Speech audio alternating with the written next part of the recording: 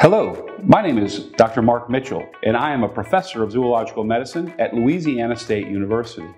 And today, I want to talk to you about bearded dragons.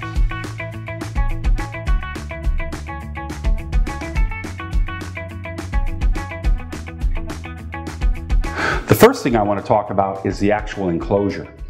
Bearded dragons are really active animals, and they need a lot of horizontal space so that they can move around. In this particular case, we have a 40-gallon breeder tank. This is about 36 inches by 18 inches. And it's important for your bearded dragon to always have an enclosure that's at least 3 times as long as the dragon. The more space they have, the more exercise, the better it is for them, just like us. There are lots of different types of tanks that you can use. Most people end up keeping their bearded dragons in a glass tank. However, there are other types such as melamine, PVC, or ABS plastic. The screen cover serves a very important additional role, which is keeping the animal within the enclosure. So keep a secure enclosure lid on so that the bearded dragon is not escaping and is protected from other pets in the household, such as dogs and cats.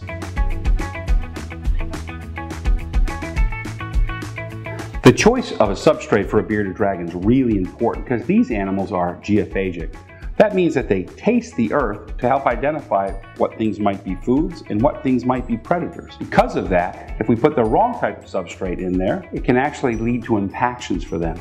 For juvenile or young bearded dragons, we always recommend reptile carpet, newspaper, or some kind of a ceramic tile.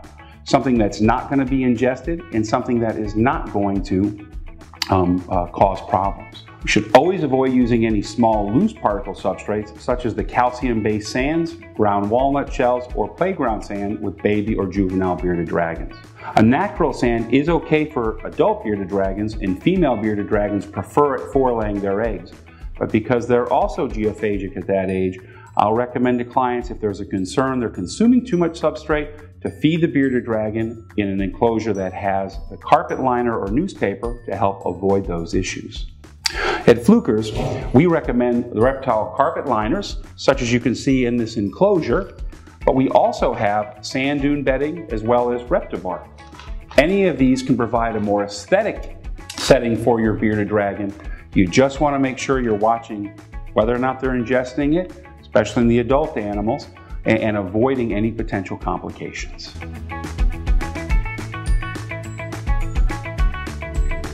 The next thing we want to talk about are the accessories or cage furniture.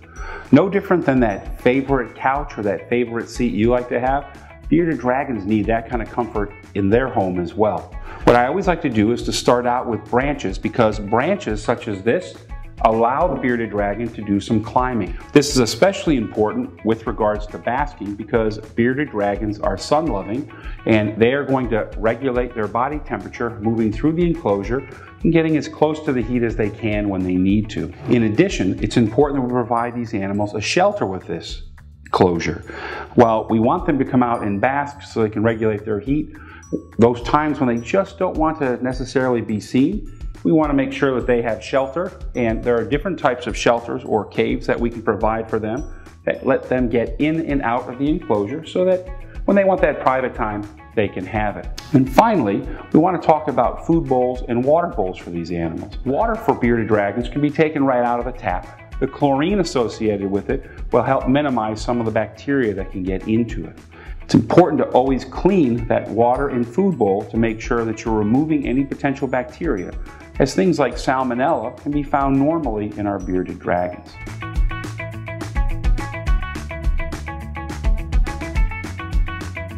Bearded dragons are a sun-loving species, and as I mentioned, they're from Australia.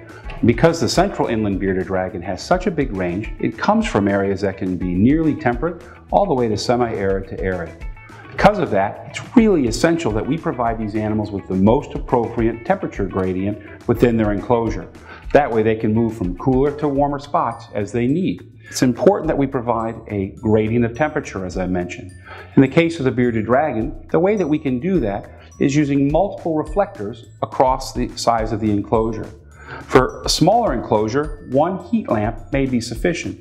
In a larger enclosure, depending on where you live and what you keep your ambient temperature in your house, you may actually have to use at least 2 different types of reflectors.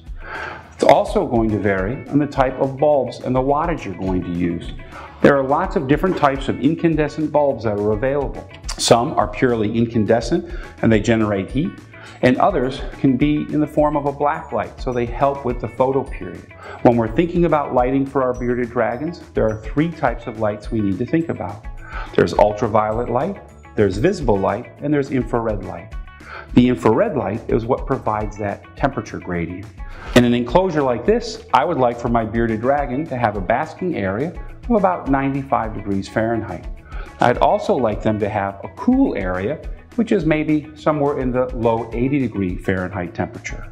By positioning the branches you can see under the lamp, it allows them to get further away or closer to that light to increase that temperature.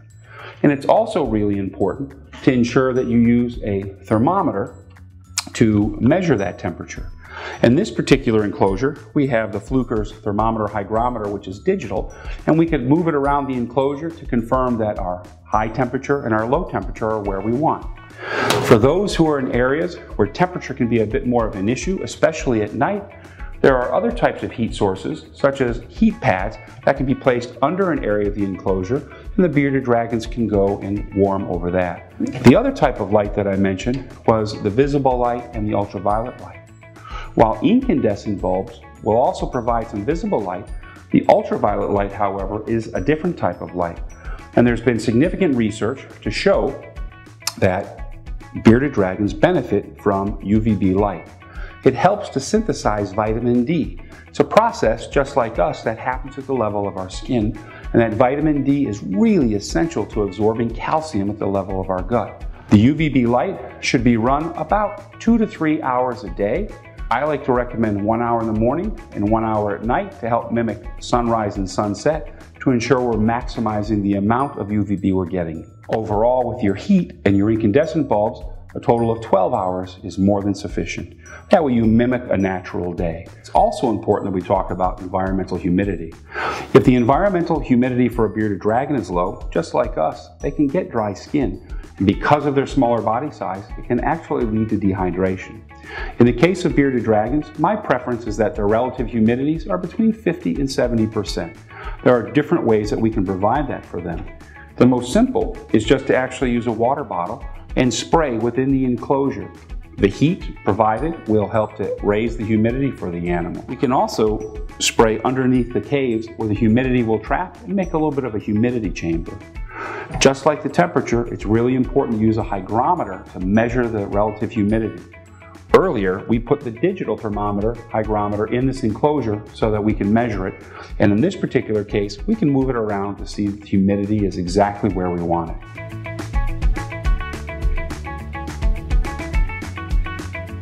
Bearded dragons are omnivores, so they need both animal and plant protein. When bearded dragons are juveniles, they tend to want more animal protein and they may not be interested in any plant material. But as they get older, much like humans, they tend to think vegetables and fruits have a different flavor. When you're feeding insects to bearded dragons, it's important to feed them every other day for adults and every day for juveniles, but never more than about 3 to 5% of their body weight. All of our feeder insects have a very low calcium to phosphorus ratio. What we found is that it's best to gut load your crickets or your mealworms 4 to 6 hours before you offer them to your bearded dragon. There are many different types of insects, as I mentioned, and crickets tend to be the most common that are used. Of course, mealworms and superworms, dubia roaches, hornworms, or other types. With regards to all of these animals and their diets, they should all be fed prior to being offered to the bearded dragon. There are different types of gut loading diets. Some can be a milled type and others can be a gel type. Some of the gel types will provide both moisture and nutrition to the crickets.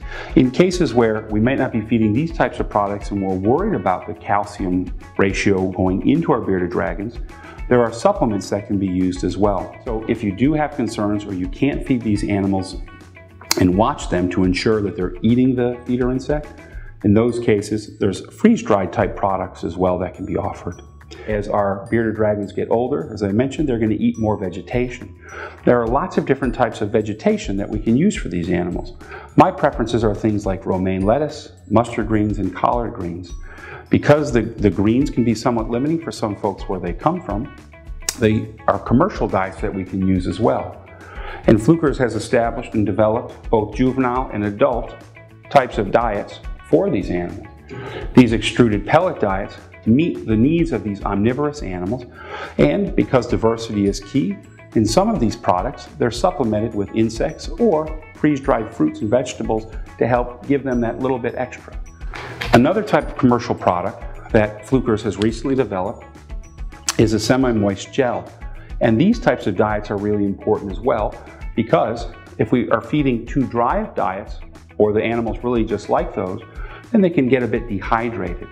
These diets were actually formulated with a higher moisture content, as well as what is necessary for a bearded dragon to ensure that they're getting everything they need. So the key to diet with these animals is to make sure you diversify it as much as you can, no different than any other omnivore like ourselves.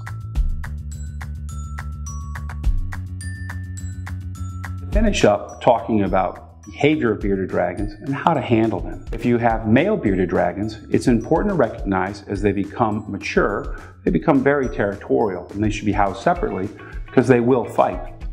Always make sure you're not using any type of a soaking device, a sink or a bathtub used for a human, because we don't want salmonella to be transmitted from our bearded dragons to us. And bearded dragons, like many of our other pets, can experience different types of illnesses or distress. So if you notice your bearded dragon is not eating very well, or it's losing weight, it's getting very skinny, you'll notice thinning of the muscling around the tail and the legs and the back. If you see any discharge from the mouth or nose, just doesn't seem as active, or it's having a difficulty breathing, or you see a weakness of the limbs, or a limb doesn't seem to be in a normal position, or abnormal feces, such as increased water or diarrhea, it's important to contact a veterinarian who understands and works with these types of animals so they can help you. Once you've got your enclosure set up and you have your diet ready, it's time to add our new bearded dragon to their habitat. In this particular case, we have a young adult, and as you might expect, they can be a little bit frisky, but if we're real gentle with them and we support their body, we can go ahead and make them relaxed very easily. It's important, once you get them set up, to go ahead and step away and give them a little bit of time so they can adapt to those new settings. If you would like more information about bearded dragons, please download a bearded dragon care sheet, or to order any of the products featured in this video, go to flukerfarms.com.